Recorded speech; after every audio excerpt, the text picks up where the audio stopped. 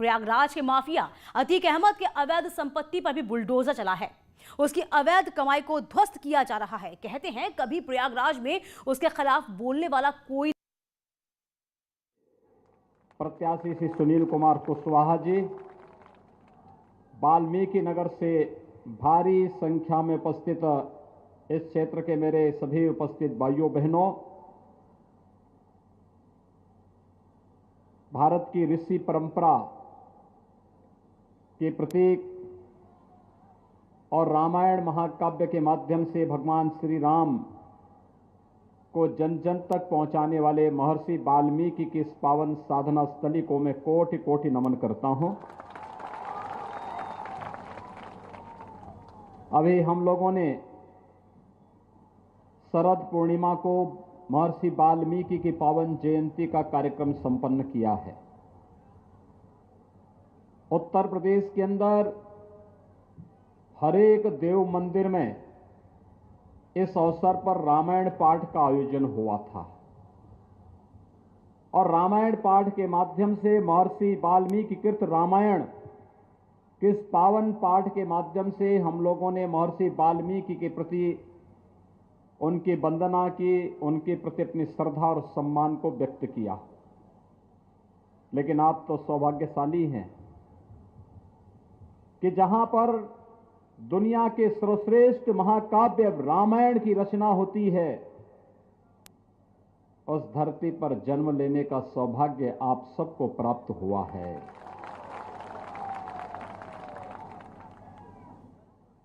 जो धरती मां सीता की शरणस्थली बनी थी, सचमुच उस धरती पर जन्म लेना पूर्व जन्मों के पुण्यों का ही प्रतिफल है और आप सब उस पुण्यों को अर्जित कर रहे हैं कि मां सीता की शरणस्थली के रूप में, महर्षि वाल्मीकि के आश्रम के रूप में विख्यात त्रिवेणी की इस धरती पर जन्म लेने का सौभाग्य आप सबको प्राप्त हुआ है।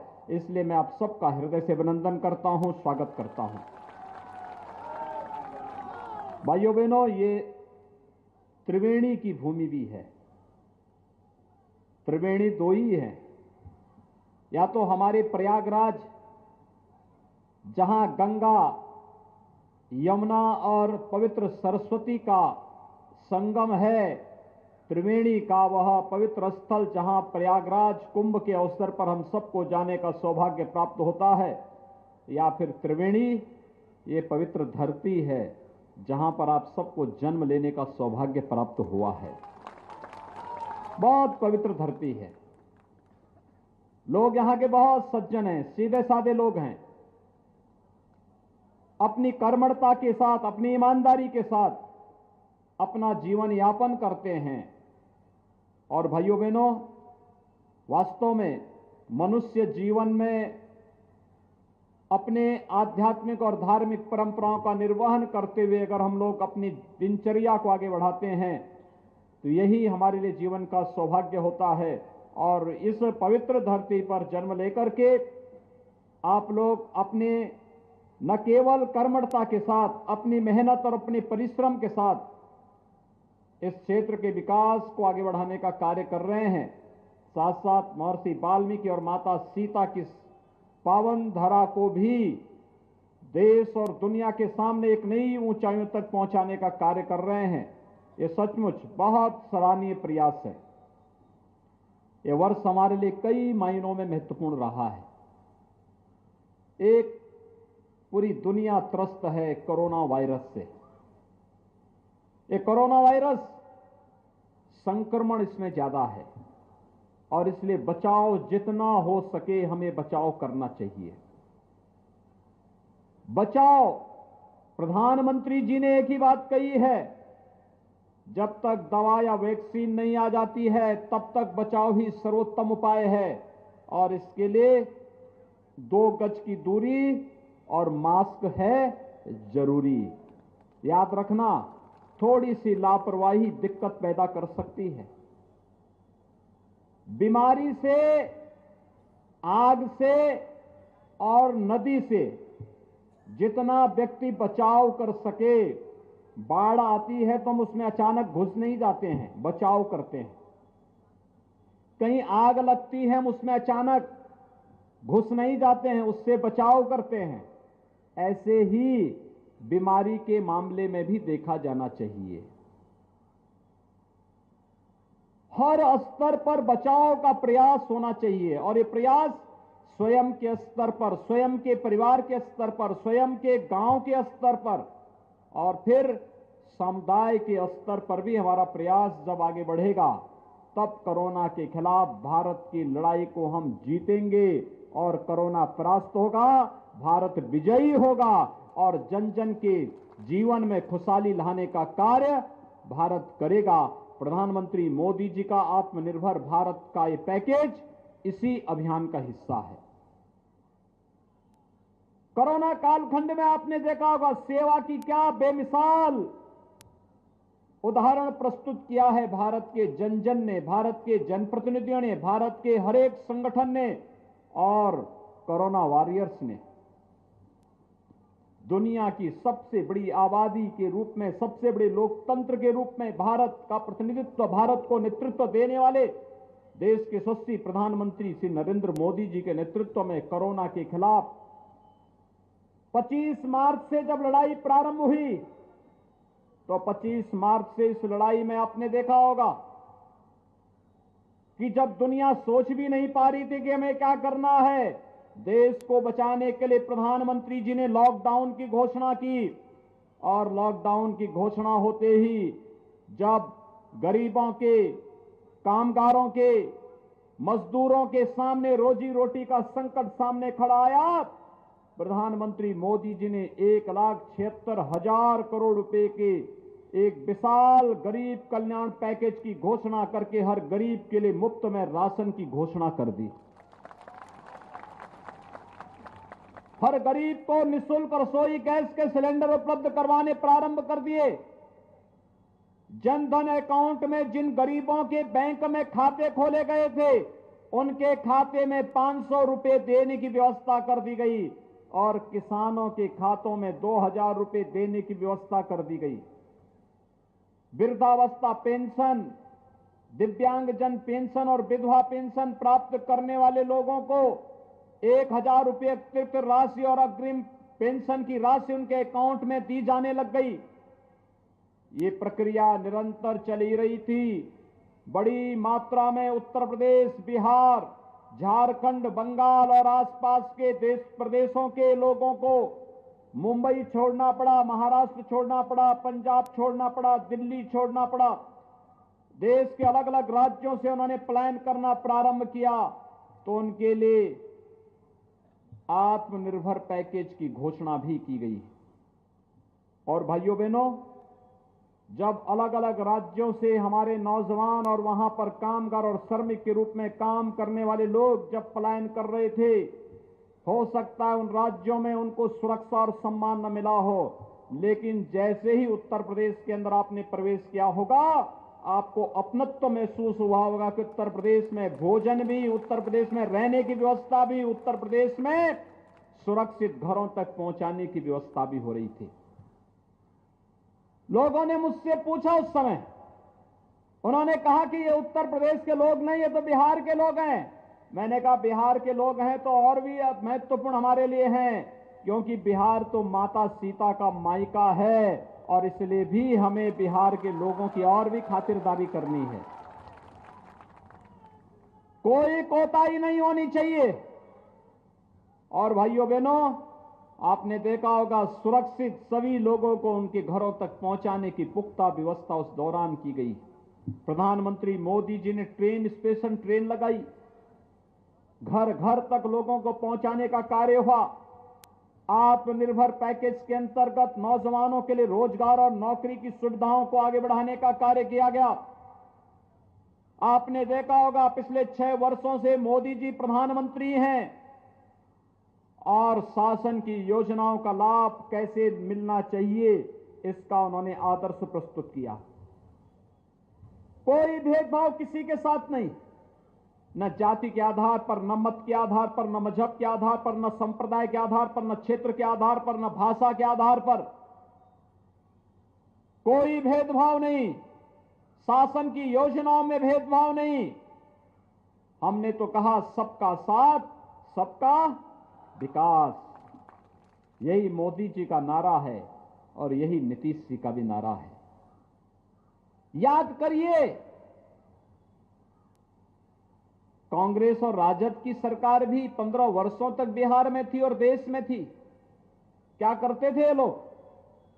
इन्होंने मकान नहीं दिया, इन्होंने शौचालय नहीं दिया, इन्होंने विद्युत का कनेक्शन नहीं दिया, इन्होंने रसोई गैस का कनेक्शन नहीं दिया, स्वास्थ्य के लिए 5 लाख रुपए की स्वास्थ्य बीमा का कवर भी गरीबों को नहीं दिया, पीने के लिए पानी भी नहीं दिया, सड़क भी नहीं दी, कुछ भी तो नहीं दिया।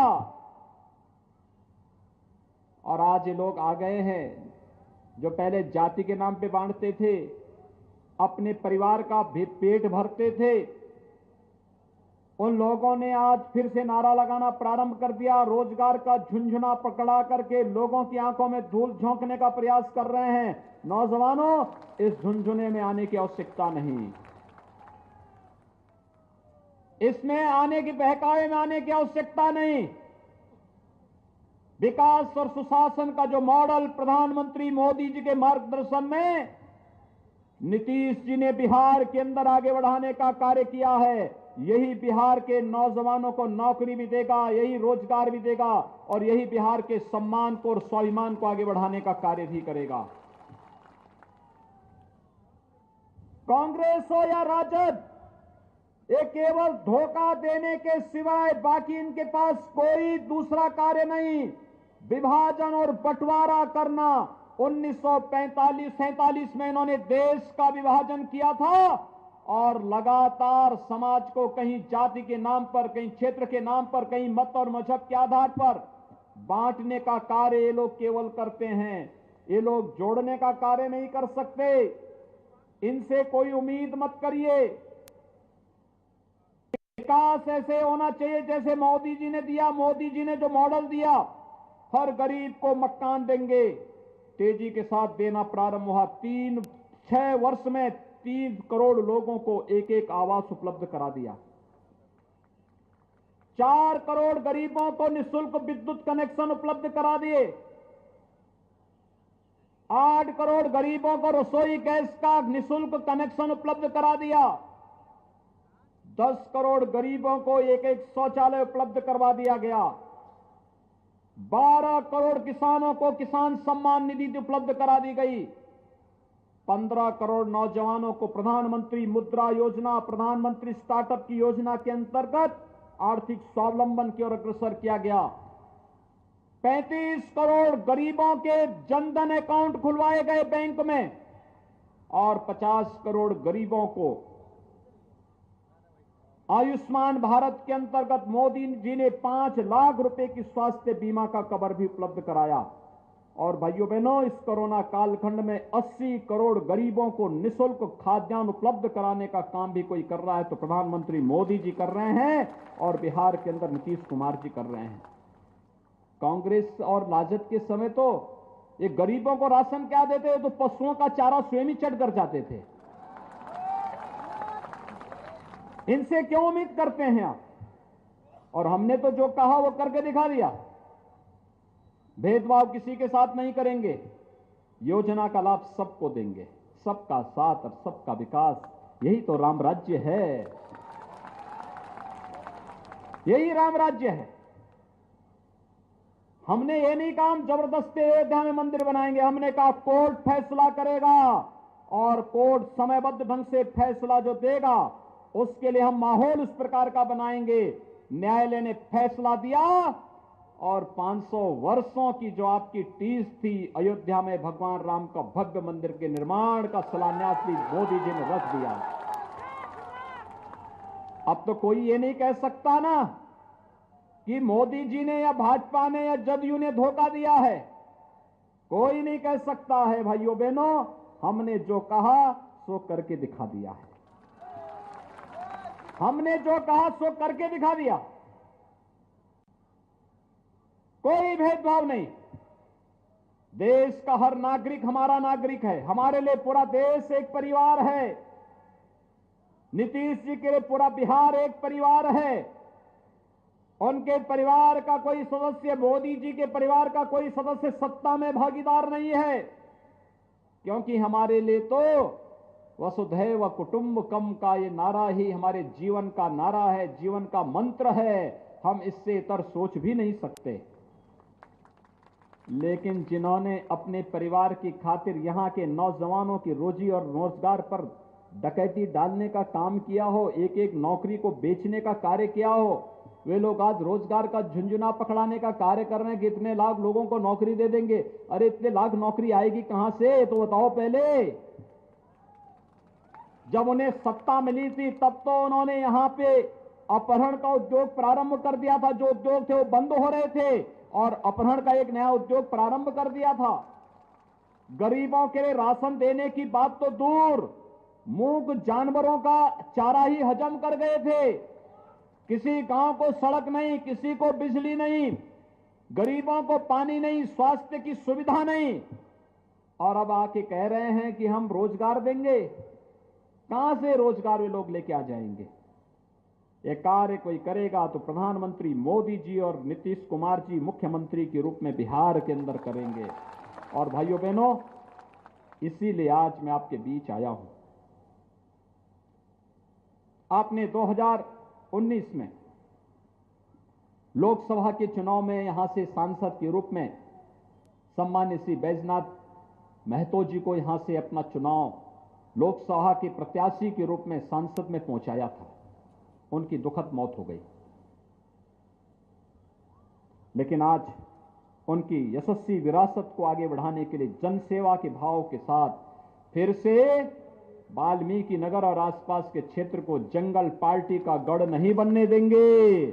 इस संकल्प लेकर के उनके पुत्र सुनील कुमार कुशवाहा और साथ साथ जदयू के विधानसभा के वाल्मीकि नगर के युवा जुझारू प्रत्याशी रिंकू सिंह आपके सामने आए हैं।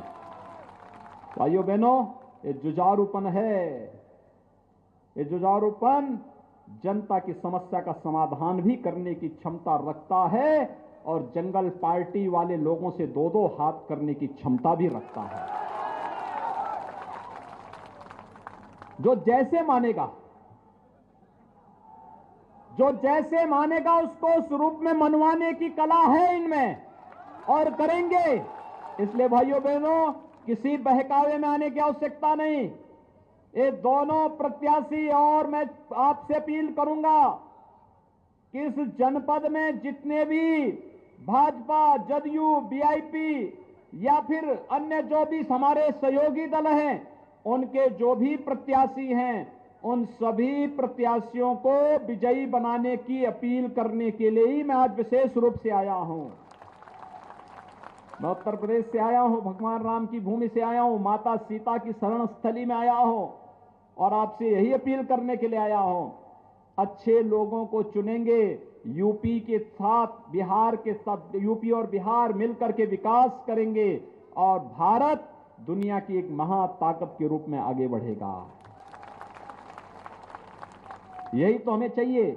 हमारे भारत का खुशहाली, भारत की समृद्धि जब आएगी, एक एक बच्चे के चेहरे पर खुशहाली आएगी, हर दीन दुखी के चेहरे पर खुशहाली लाना, यही तो प्रधानमंत्री मोदी जी का मंत्र है, यही उनका संकल्प है। इसी संकल्प के साथ वे दिन रात कार्य कर रहे हैं। आपने देखा होगा, पहली बार गरीब को शासन की योजनाओं का लाभ मिल रहा है, क्योंकि मोदी जी का संकल्प है। नहीं तो गरीबों के हिस्से में डकैती डालने का कार्य यही कांग्रेस करती थी। आखिर स्वर्गीय राजीव गांधी जी ने यही तो कहा था कि 100 रुपया भेजता हूं और 10 ही रुपया पहुंचता गरीब तक। ये 90 रुपया कौन हजम कर जाता था? कौन हजम करता था? यही कांग्रेसी हजम करते थे, कोई दूसरा थोड़े हजम करता था।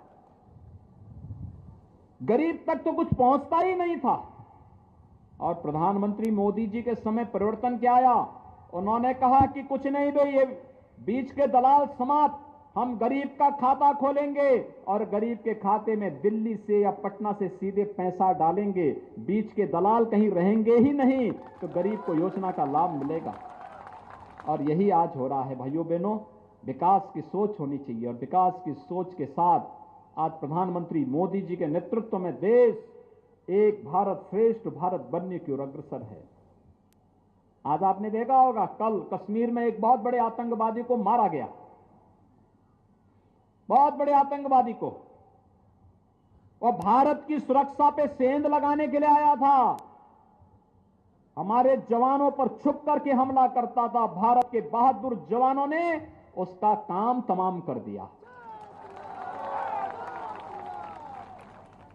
आज भारत की तरफ कोई टेढ़ी नजरों से नहीं देख सकता, क्योंकि भारत का नेतृत्व मजबूत हाथों में है। और जब यशस्वी और मजबूत हाथों में देश का नेतृत्व होता है तो देश की आन मान और शान पर कोई टेढ़ी नजरों से देखने का दुस्साहस नहीं कर सकता है।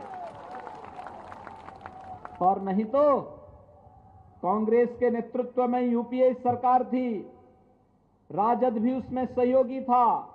मुंबई में बम ब्लास्ट हुआ था, सैकड़ों लोग मर गए थे।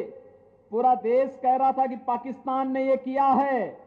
और जब देश की आवाज में मिलाने के लिए, आवाज मिलाने के लिए कांग्रेस के उस समय के नेतृत्व से कहा गया तो स्टार प्रचारक बीजेपी के सबसे ज्यादा